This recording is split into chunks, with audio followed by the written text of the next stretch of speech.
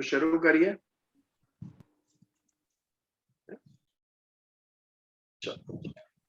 प्रार्थना करिए।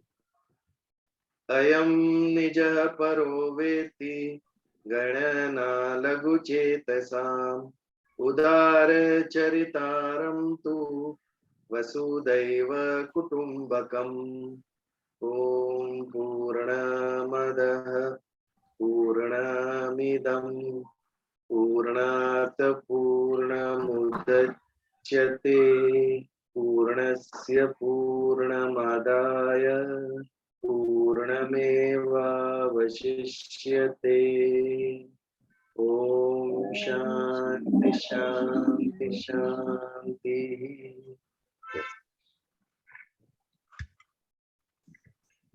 आज भजन कौन गा रहा है? सुरेंद्र मामा। शुरू करो। शंकर भगवान का भजन है।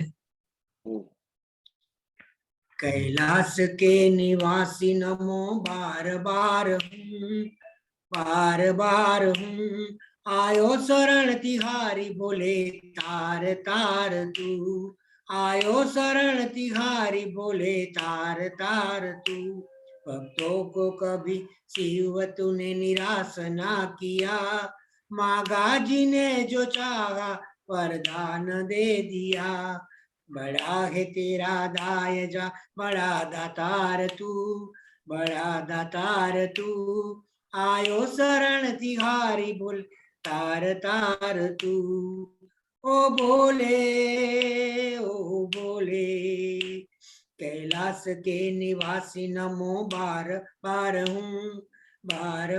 हूँ आयो शरण तिहारी बोले तार तार तू बखान क्या करूं मैं राखों के ढेर का बखान क्या करूं मैं राखों के ढेर का चपटी बबूत में है खजाना कुबेर का चपटी बबूत में है खजाना कुबेर का हे गंगाधर मुक्ति द्वार ओमकार तू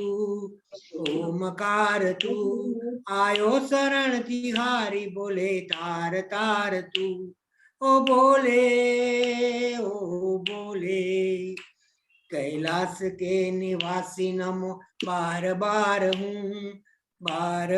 हूँ आयो शरण तिहारी बोले तार तार तू क्या क्या नहीं दिया हम क्या क्या प्रमाण दे क्या क्या नहीं दिया हम क्या क्या प्रमाण दे बसे गए त्रिलोक प्रभु तेरे द्वार पे बसे गए त्रिलोक प्रभु तेरे द्वार पे ते जय रे पिया जीवन दिया कितना उदार तू हे जय रे पिया जीवन दिया कितना उदार तू आयो शरण तिहारी बोले तार तार तू ओ बोले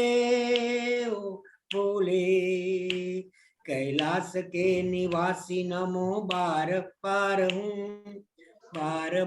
हूँ आयो शरण तिहारी बोले तार तार तू तेरी कृपा बिना न हिले एक भी अणु लेते हैं श्वास तेरी दया तनु लेते हैं श्वास तेरी दया तनु कैदाद एक बार मुझको तू निहार तू कैदाद एक बार मुझको तू निहार तू आयो शरण तिहारी बोले तार तार तू ओ बोले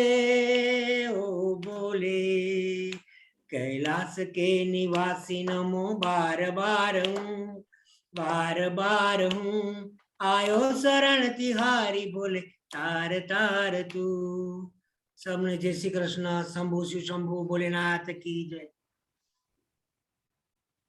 बहुत सरस भजन, सरस गाए हुआ।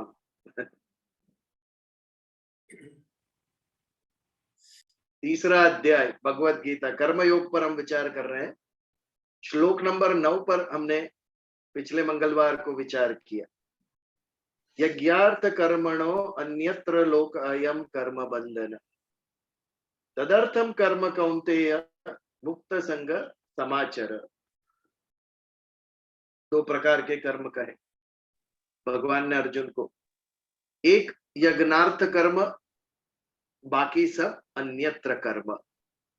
इसमें से जो यज्ञार्थ कर्म है वो हमें मुक्ति दिलाने वाला है, और अन्य कर्म है वो हमें बांधने वाला है।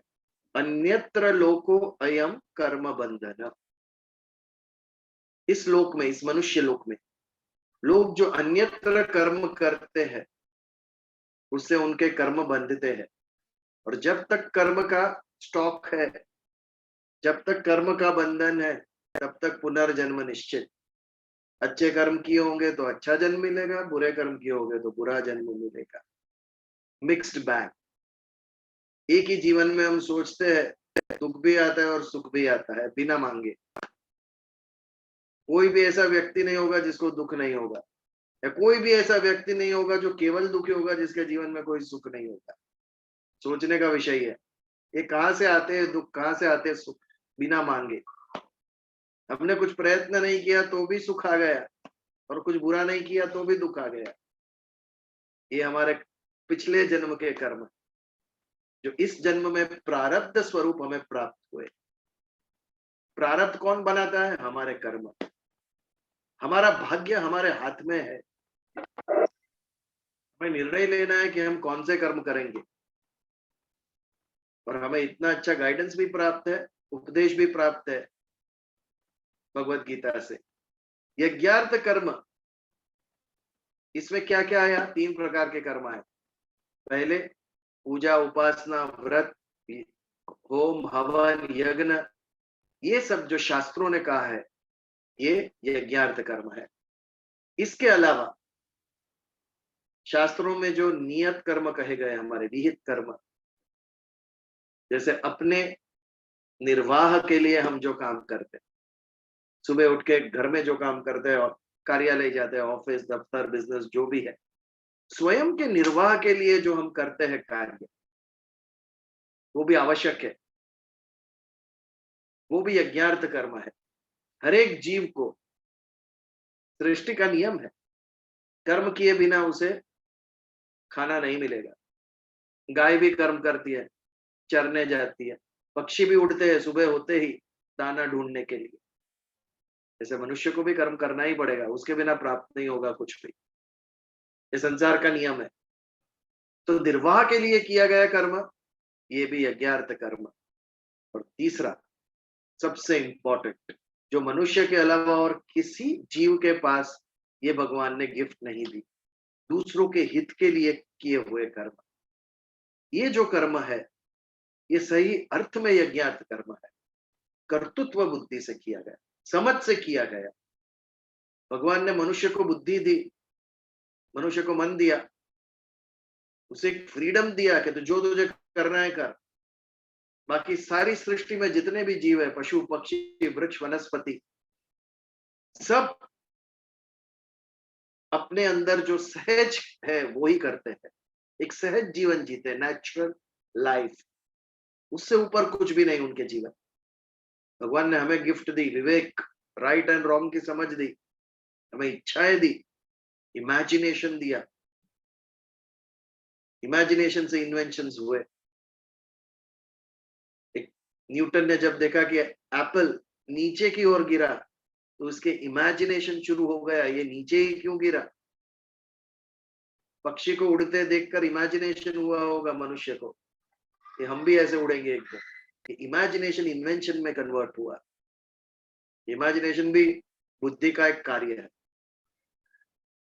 जितनी उत्कृष्ट बुद्धि उतना अच्छा इमेजिनेशन।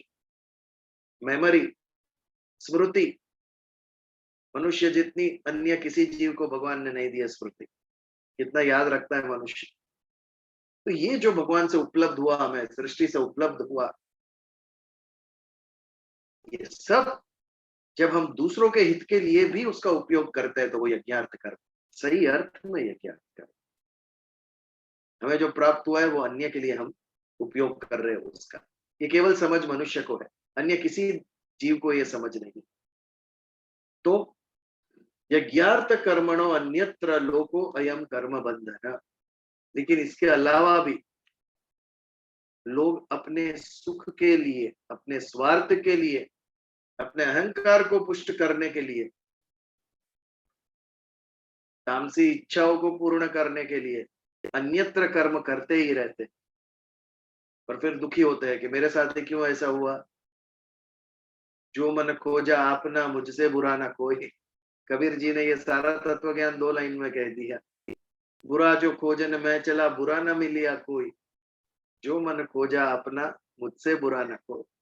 ये क्यों हो रहा है मेरे साथ? कोई जवाबदार है जो हो रहा है तेरे साथ, अन्य कोई जवाबदार नहीं।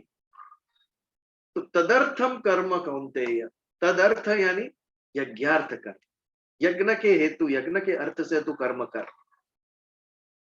युद्ध मैदान पे तू खड़ा है, कर्तृत्व बुद्धि से कर, तेरा कर्तव्य है।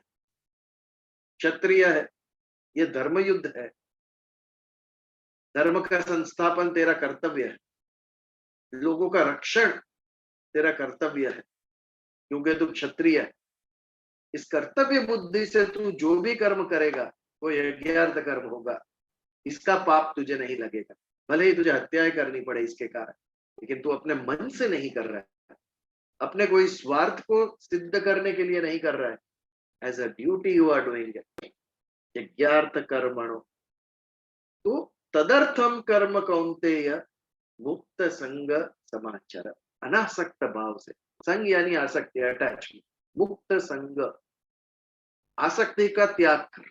ये मेरे है, मेरे है, मेरे है, ये आसक्ति है, इसका त्याग करके केवल कर्तृत्व भाव से कर्म कर। और ये जो तेरा आचरण होगा वो समाचरण, समाचरण यानी अच्छा आचरण कहलाएगा, जब तू कर्तृत्व भाव से, यज्ञार्थ भाव से कर्म करेगा। तो यहां पर शुरू हुआ है विषय यज्ञार्थ कर्म का। कर्तव्य बुद्धि, ड्यूटी। आज देखिए कलयुग कितना प्रभावी हो गया है, लोग ड्यूटी की भाषा ही भूल गए, केवल राइट की, अधिकार की बातें कर रहे हैं। ये कलयुग है। जबकि भगवान ने सृष्टि का निर्माण किया, तब से उसके पीछे का हेतु क्या था ये सोचना चाहिए ना। भगवान ने ये सृष्टि का निर्माण किया, विष्णु भगवान की नाभि से कमल उत्पन्न हुआ और उसमें से ब्रह्मा जी प्रकट हुए, और ब्रह्मा जी को आदेश दिया भगवान विष्णु ने, सृष्टि का निर्माण करो। क्यों किया, क्या हेतु है उसके पीछे? यदि सृष्टि का हम निर्माण कर रहे हैं तो जीव को दुखी करने के लिए कर रहे हैं कि सुखी करने के लिए कर रहे हैं, ये प्रश्न है। डेफिनेटली प्रगति के लिए, प्रोग्रेस के लिए, जीव को सुखी करने के लिए भगवान निर्माण करते हैं सृष्टि का, उसे दुखी करने के लिए नहीं करते। तो ये सुखी हम रह कैसे सकते हैं? उसकी चाबी क्या है, उसका मंत्र क्या है? सारी सृष्टि, केवल मनुष्य नहीं, मनुष्य तो एक छोटा सा हिस्सा है, ये सब सुखी कैसे रह सकते? कर्तव्य बुद्धि से, यज्ञार्थ कर्म। जब सभी अपने कर्म करेंगे, सभी अपने कर्तव्य को निभाएंगे गिनती किए बिना, वो नहीं कर रहा है तो मैं क्यों करूं, ये गिनती जहां आई वहां सब नष्ट हो गया। अन्य करे ना करे, तुझे समझ दी है ना भगवान ने, तेरी जिम्मेदारी है, तेरा कर्तव्य तू करे, ये सुखी होने की चाबी। और ये समझाने के लिए भगवान ने आगे के श्लोक कहे। तो 10वें श्लोक का हम आरंभ करते हैं। पिछली बार थोड़ा प्रजा सृष्ट्वा पुरोवाच प्रजापति अनेन प्रसविष्यद्वमेश वोस्त्व इष्ट कामतु सहयज्ञ प्रजा सृष्ट्वा पुरोवाच प्रजापति। 3 मुख्य देवता हमने देखे, ब्रह्मा विष्णु महेश। श्री विष्णु ने ब्रह्मा जी को आदेश दिया सृष्टि का सर्जन करो। सर्जन करने के बाद सृष्टि चलाने का कार्य भगवान विष्णु ने अपने हाथ में लिया। उत्पत्ति ब्रह्मा जी, स्थिति विष्णु भगवान, और लय यानी प्रलय रुद्र भगवान शंकर शिव। ये 3 जिम्मेदारी इन 3 महादेवताओं ने उठाई। इसके आगे ब्रह्मा जी ने क्या किया? इसके आगे ब्रह्मा जी ने अनेक प्रकार के जीवों की उत्पत्ति की। देवता आ गए, पितृ आ गए, ऋषि मुनि आ गए, मनुष्य आ गए, पशु पक्षी, वृक्ष वनस्पति, ये सभी जीवों का निर्माण किया और उसके पहले देवताओं का निर्माण किया। देवता कौन से देवता? मां पृथ्वी, अग्नि, वायु, वरुण जो हमें वर्षा देते हैं, इंद्र, सूर्य, चंद्र, ये सब देवताओं का निर्माण किया। कैन यू इमेजिन लाइफ इसके बिना? पृथ्वी के बिना अगर हम जी सकते हैं, जल के बिना जी सकते हैं, यदि वायु में ऑक्सीजन न हो तो हम जी सकते हैं? सूर्य के बिना पृथ्वी नष्ट हो जाएगी, सूर्य है तो हम हैं। हर एक देवता को एक कार्य दिया। सूर्य प्रकाश देता है, जल जीने के लिए आवश्यक है, प्राणवायु जो हवा में है वो भी जीने के लिए आवश्यक है। सबसे इंपॉर्टेंट माता पृथ्वी, जीने के लिए आपको जितने साधन चाहिए सभी पृथ्वी से उत्पन्न होते हैं। अन्न पृथ्वी से प्राप्त होता है, हम जो कपड़े पहनते हैं वो पृथ्वी से, कॉटन से प्राप्त होता है। तेल हमें पृथ्वी से मिलता है, धातु मेटल्स पृथ्वी से उत्पन्न होती है। वृक्ष जो पृथ्वी से उगते हैं उससे हमें लकड़ी प्राप्त होती है। तो हर एक देवता को एक ड्यूटी, एक कर्तृत्व दिया गया कि आप ये कर्तृत्व करेंगे, और बिना अपेक्षा के सभी देवता कर्तृत्व कर रहे हैं। आज उनका जो कार्य है, उनकी जो ड्यूटी है, उनके जो कर्म है वो करते हैं हर एक देवता। भगवान सूर्य को सुबह हम अर्घ्य दे या ना दे, भगवान प्रकाश देते ही है। सूर्य हर एक जीव को देते हैं। माता पृथ्वी ने कहा इसने बहुत बुरे कर्म किए तो उसके लिए अन्न नहीं उगाऊंगी मैं, कभी नहीं। आप पूजन करें या ना करें, देवता अपना कार्य करते ही है। सभी देवता अपने कार्य करते, इतना ही नहीं, अन्य सभी जीव अपना कर्तृत्व करते हैं। आप देखिए, एक वृक्ष लकड़ी देता है, छांव देता है, फल देता है, कभी उसने पूछा नहीं कि आपने मुझे मेरे साथ कैसा व्यवहार किया। गाय है, भैंस है, सभी को दूध देती है, वो मनुष्य कैसा है वो नहीं पूछा उसने कभी भी। प्रकृति से उसे जो कार्य कहा गया है वो कार्य करते रहते वो, अपेक्षा रहित। अपेक्षा कौन करता है? केवल मनुष्य करता है। ये सबका एक कर्तृत्व है, तो इंसान का क्या कर्तृत्व है?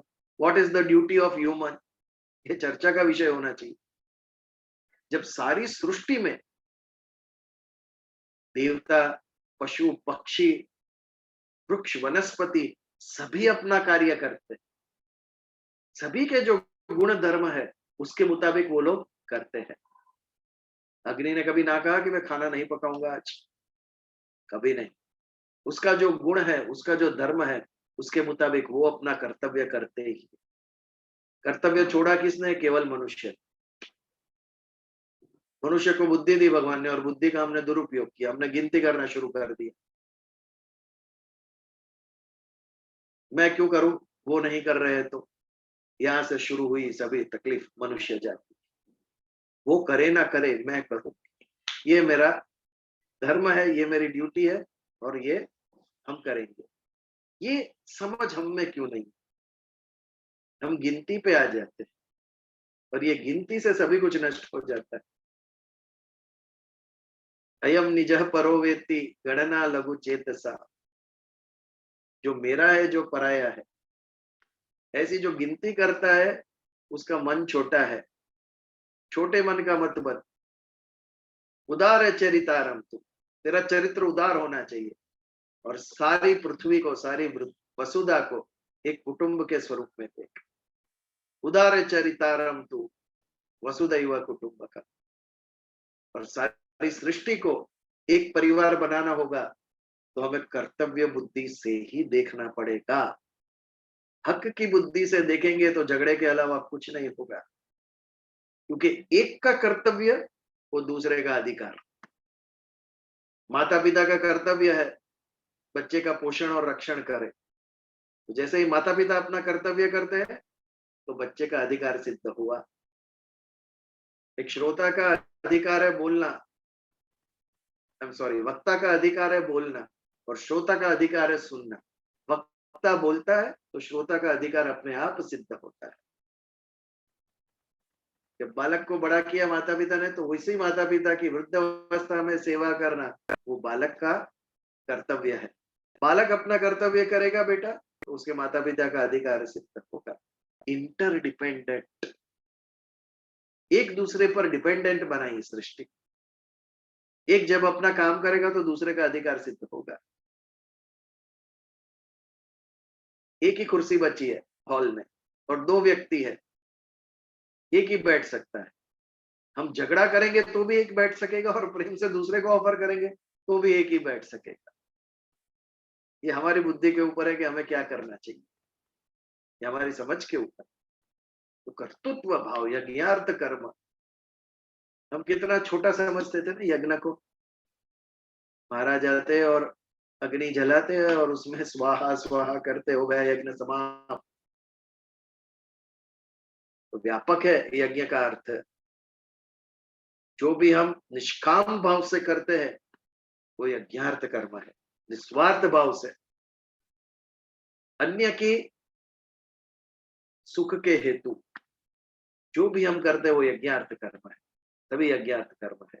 तो सह यज्ञ प्रजा सृष्टवा, सभी मिलकर यज्ञार्थ कर्म करे, इस हेतु से भगवान ब्रह्मा ने सृष्टि का सर्जन किया, प्रजा का सर्जन किया। इस हेतु से सह यज्ञ प्रजा सृष्टवा। कल तक मुझे पता नहीं था तो माफ, लेकिन आज जब मालूम पड़ा, उसके बाद भी ये भाव से मैं काम न करूं तो मैं दम्भी। पता है लेकिन करता नहीं।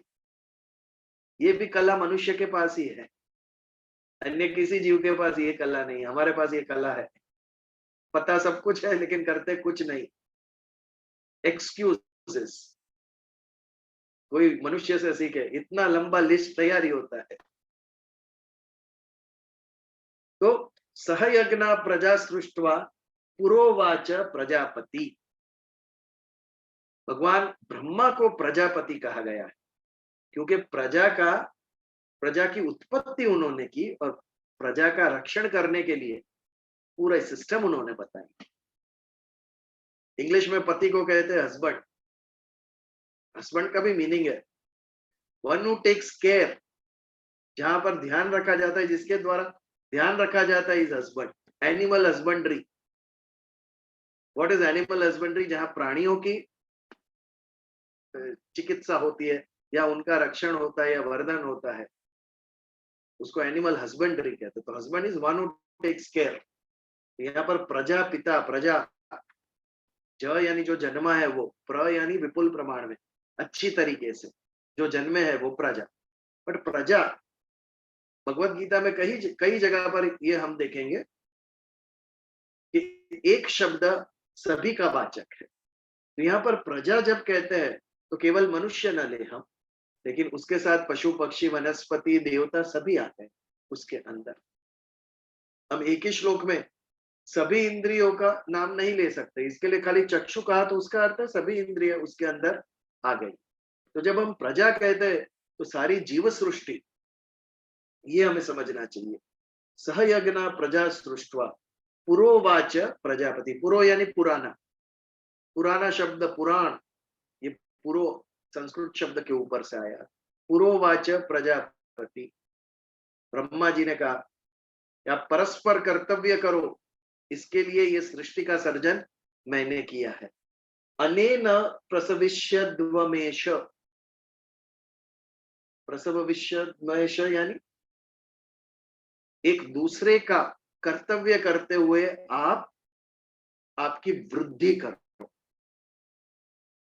इसके लिए निर्माण की सृष्टि, एक्सटिंक्ट होने के लिए कि नहीं, वृद्धि होने के लिए।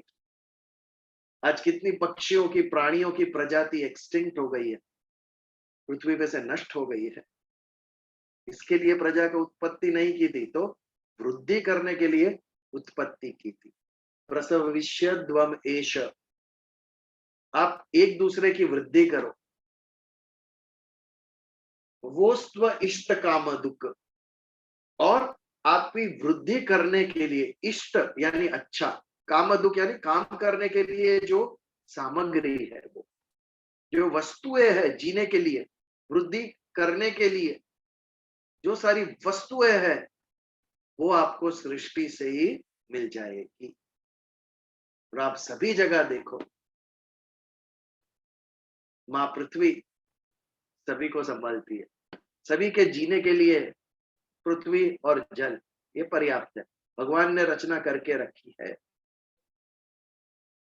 शरीर में कहीं भी आप काटो तो रक्त निकलेगा, लेकिन बालक के आने से पहले ही माँ के शरीर में दूध का प्रबंध कर दिया माँ सृष्टि। और हम मन में लेकर चलते हैं कि मैंने किया, क्या किया तूने? एक एक व्यक्ति, एक एक जीव जी सके उसका प्रबंध भगवान ने किया है, ब्रह्मा जी करके गए हैं ये सारा प्रबंध। बालक आए उसके पहले ही दूध का प्रबंध कर दिया। क्या किया हमने नहीं किया है, सृष्टि ने किया। पृथ्वी माँ सब कुछ देती है, नदियों से जो जल प्राप्त होता है वो जीने के लिए पर्याप्त है, हवा में जो प्राणवायु है वो पर्याप्त है, वो हमने नहीं रखा। और ये केवल हमारे लिए भी नहीं, सारे जीव मात्र के लिए है, ये सारी गिफ्ट भगवान ने जो हमें दिए है वो। तो अनेन प्रसविष्य द्वेष वो स्व इष्ट काम दुख, आपको सभी सामग्री प्राप्त होती रहेगी, उसका प्रबंध मैंने किया है, ब्रह्मा जी कहते। देवता आपको देते हैं। देवता का कार्य क्या है? देवता का कार्य है अन्य जीवों के लिए प्रबंध करना। सूर्य, अग्नि, चंद्र, पृथ्वी, जल, वायु, ये सभी देवता। क्यों हम पूजन करते हैं ये सब देवताओं का? क्योंकि उसके द्वारा जो हमें प्राप्त होता है उसी से हमारा जीवन चलता है। एक मनुष्य से दूसरे मनुष्य का जीवन चलता नहीं है, ये भ्रम में मत रहना कि हम किसी का जीवन चलाते हैं। हमारा जीवन सृष्टि चलाती है, हमारा जीवन देवता चलाते हैं, अन्य मनुष्य का उसमें कोई ये नहीं है। अनेन प्रसविष्यद्वेष, वृद्धि करो आप, एक्सपैंड, प्रोग्रेस, सुखी हो, उसके लिए ये सभी गिफ्ट सृष्टि से आपको प्राप्त होगी। पहले देवताओं का निर्माण किया और देवताओं के बाद अन्य जीव का निर्माण किया। ये सारी सृष्टि में सभी कुछ सभी को मिलता रहे। इष्ट इसके लिए मिलता रहे, भोग के लिए नहीं, योग के लिए। आपको जो मिलता है उस पर केवल आपका अधिकार नहीं है, सभी जीवों का अधिकार है। आज जो जंगल है उसके ऊपर खाली मनुष्य का अधिकार नहीं है।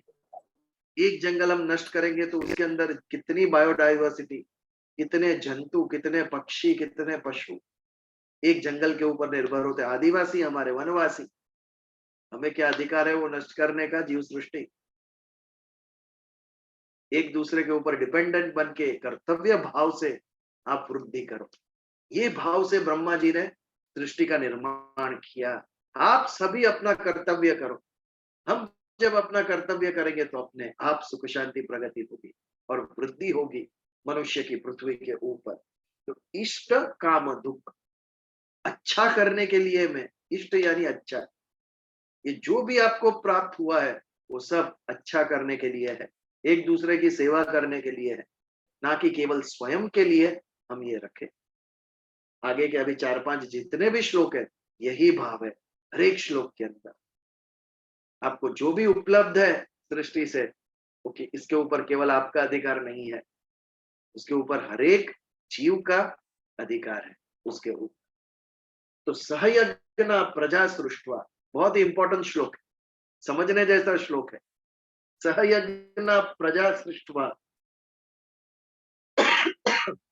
पुरोवाच प्रजापति अनेन प्रसविष्यद्मेष वो स्व इष्ट काम दुख। 10वां श्लोक, यहाँ पर 10वें श्लोक का हम समापन करते हैं। यदि इसके ऊपर कोई प्रश्न या चर्चा हो तो हम ले सकते हैं, एक 2-3 मिनट के लिए। बीजल अमी है, मुझे प्रश्न है। हाँ बोलिए। जैसे आपने बताया हर भगवान को अपना एक कार्य सौंपा था, वैसे दूसरे जीव को भी पैदा किया, इंसानों को भी पैदा किया और हमें भी अपना काम दिया। तो हमें ये ऑप्शन क्यों दिया कि हम दम भी बन सके? हम क्या, हाँ, क्योंकि हाँ, ये जो वो क्यों ऑप्शन है? क्योंकि जैसे बादल के पास ऑप्शन नहीं है, उसे बरसना है, पानी प्रोवाइड करना है, सूरज के पास ऑप्शन नहीं है। तो जब इंसान को बनाया गया, उसको ऑप्शन क्यों दिया गया कि वो अपना कर्तव्य करे या ना करे? मनुष्य को कर्म करने का, विशेष कर्म करने का अधिकार दिया भगवान ने। कर्मण्येवाधिकारस्ते, विशेष यानी नया कर्म। अन्य सभी जीव उसका जो प्रोग्राम फिट है उसके मुताबिक ही कर्म करते हैं, उससे आगे नहीं। बट ये जो फ्रीडम दिया ना, वो दुधारी तलवार जैसा था, दो धार वाली तलवार। ये फ्रीडम आप देखो, कभी भी उसका सदुपयोग भी होगा, दुरुपयोग भी होगा। जब भी स्वतंत्रता प्राप्त होती है तो उसके द्वारा हम अच्छा भी करते हैं और बुरा भी करते हैं। अभी अच्छा करना या बुरा करना, ये हमारी बुद्धि के ऊपर है, हमारे विवेक के ऊपर है कि हम क्या निर्णय करें। लेकिन अक्सर मन चंचल है, ये हमारे काबू में नहीं रहता। कई बार मन बुद्धि को चुप कर देता है, बुद्धि को पता होता है ये गलत है, फिर भी हम करते हैं। मन हावी हो जाता है बुद्धि के ऊपर, पावरफुल है इतना, और उसमें इंद्रिय का सपोर्ट मिल जाता है। बहुत अच्छा मूवी रिलीज हुआ है, सत्संग तो अगले मंगलवार भी होगा, वीडियो पे देख लेंगे। आज मूवी देख लेते हैं, मन काबू पे बट नहीं रहता है फिर। हाँ, अगर तो वो ये, मन मन हाँ, क्यों दिया इंसान को मन नहीं कि दिया होता तो काबू में प्रगति नहीं कैसे, रहेगा? या मन नहीं दिया होता तो प्रगति होती कैसे?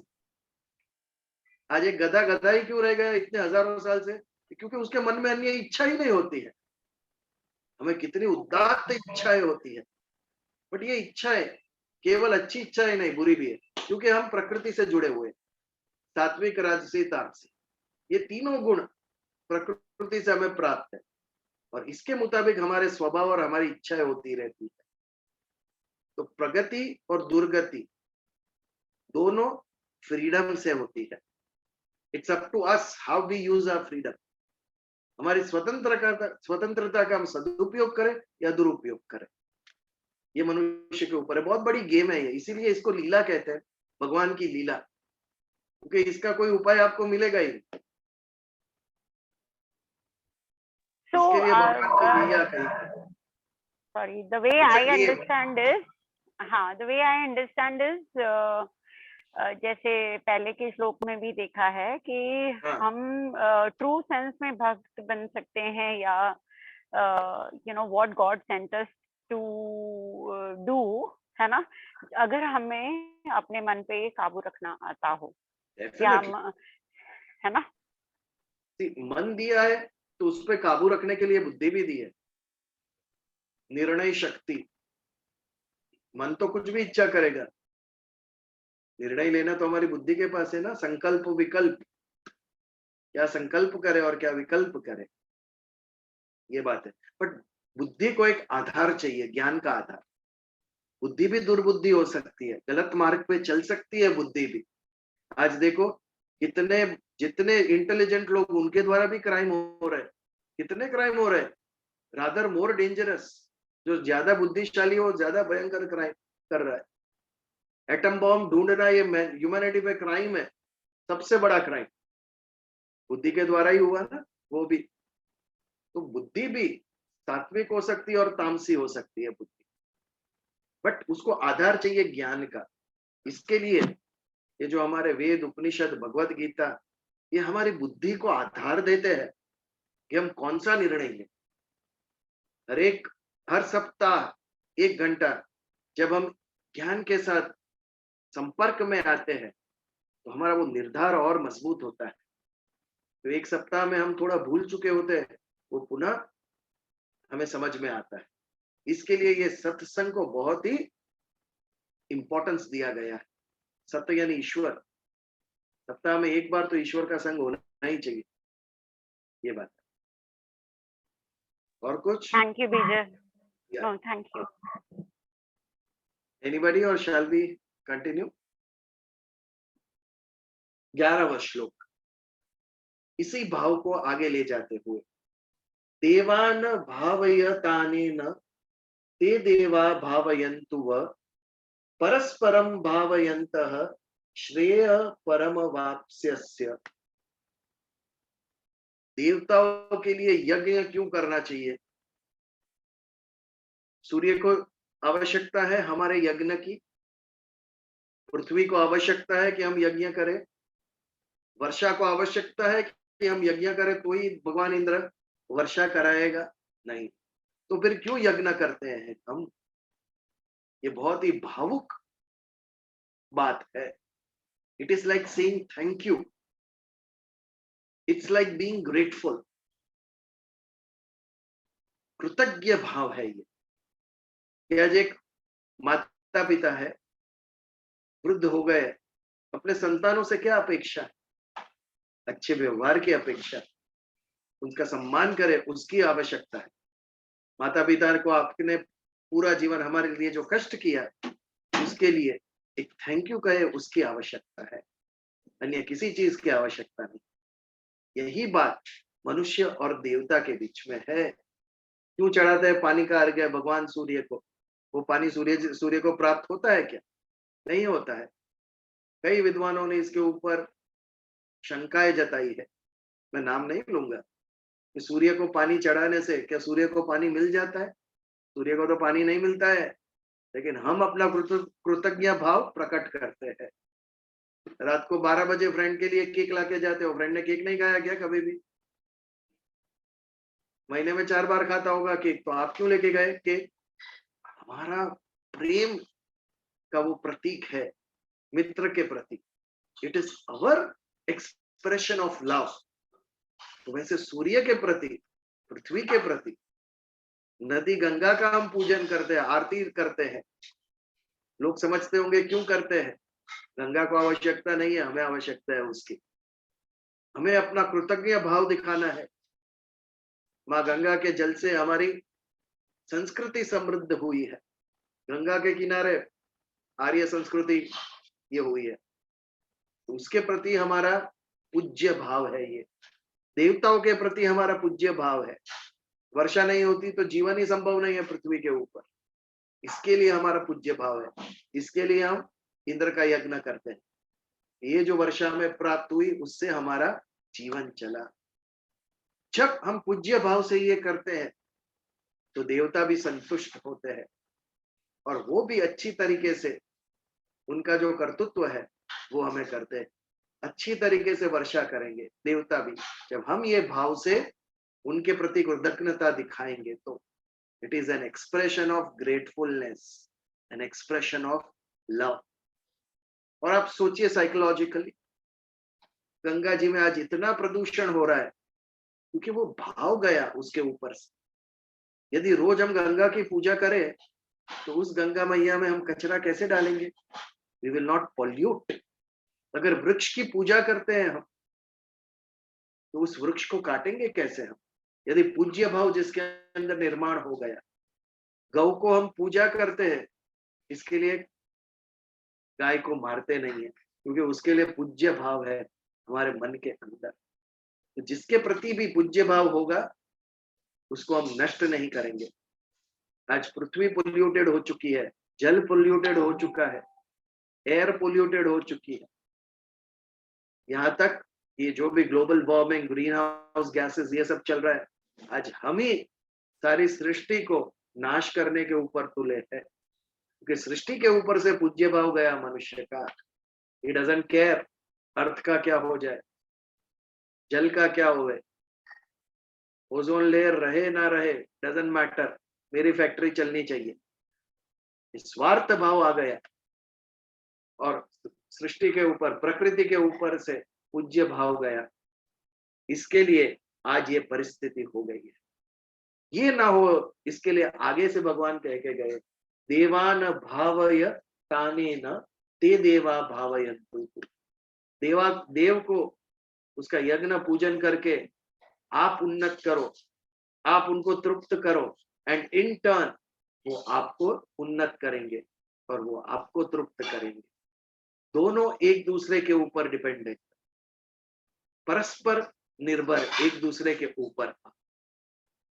परस्परम भावयन्तः श्रेय परम वाप्स्यस्य। परस्पर एक दूसरे को आप उन्नत करो और दोनों का श्रेय इसमें है। श्रेय परम अवाप्स्यस्य, मनुष्य का, जीव का, सृष्टि का जो परम श्रेय है वो आप प्राप्त करो, एक दूसरे को उन्नत करके, ना कि एक दूसरे से आगे निकल के या कंपटीशन करके। ह्यूमन रिलेशंस की भी फाउंडेशन में ये परस्पर निर्भरता होनी चाहिए, इंटरडिपेंडेंस। ये इंटरडिपेंडेंस के कारण ही हमारे यहाँ रिलेशंस इतने हजारों साल तक, लग्न संस्था की कुछ भी हो, इतने हजारों साल तक टिकी, क्योंकि एक दूसरे को परस्पर एक दूसरे पर निर्भर किया। यदि इंडिपेंडेंट हो गए तो पशु जीवन, पशु कोई एक दूसरे पे निर्भर नहीं है, सब अपना अपना जीवन जीते हैं, ये पशु जीवन। मनुष्य का जीवन डिपेंडेंट ऑन ईच अदर, परस्पर हम एक दूसरे का श्रेय करेंगे। We will help each other to progress, एक दूसरे के सुख दुख हम बांटेंगे। ये समझ केवल मनुष्य में है कि हम एक दूसरे के ऊपर निर्भर रहेंगे, क्योंकि उसी के अंदर आनंद है। Human is a social animal.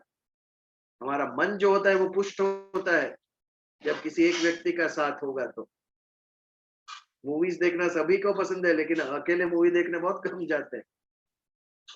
Picture देखने जाते हैं, कोई चाहिए साथ में, कोई होगा तो हम जाते हैं। मनुष्य को दूसरा मनुष्य चाहिए भाव पुष्टि के लिए, मन को अच्छा लगता है, मन तृप्त होता है, शक्ति मिलती है हमें, शक्ति मिलती है हमें उससे। तो देवान भावयतानेन ते देवा भावयन्तु यः परस्परम भावयन्तः श्रेयः परम अवाप्स्यस। एक दूसरे को पुष्ट करो आप, एक दूसरे को उन्नत करो। देवता और मनुष्य, मनुष्य में सभी प्रजा आ गई, दोनों एक दूसरे का ख्याल रखो, इससे दोनों की उन्नति होगी, दोनों की प्रगति होगी और अपने परम श्रेय को आप लोग प्राप्त करो। तो ये दोनों श्लोक में भगवान क्या कह रहे? कर्तव्य भाव, परस्पर एक दूसरे के लिए कर्तव्य बुद्धि से आप कार्य करो। एक का कर्तव्य वो दूसरे का अधिकार सिद्ध होगा ही। राइट्स की भाषा वो झगड़ा कराएगी। ह्यूमन राइट्स एसोसिएशन है इंटरनेशनल, ह्यूमन ड्यूटी का कुछ भी बात ही नहीं है। ह्यूमन राइट्स एसोसिएशन है United Nations.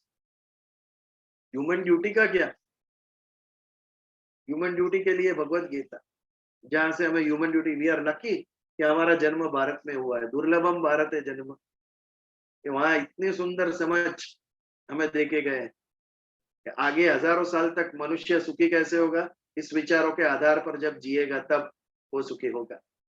The right way of thinking, the right perspective, देखने की दृष्टि, ह्यूमन रिलेशंस को किस तरीके से देखेंगे, ह्यूमन जीवन को किस तरीके से देखेंगे, ये सोसाइटी क्या है, फैमिली क्या है,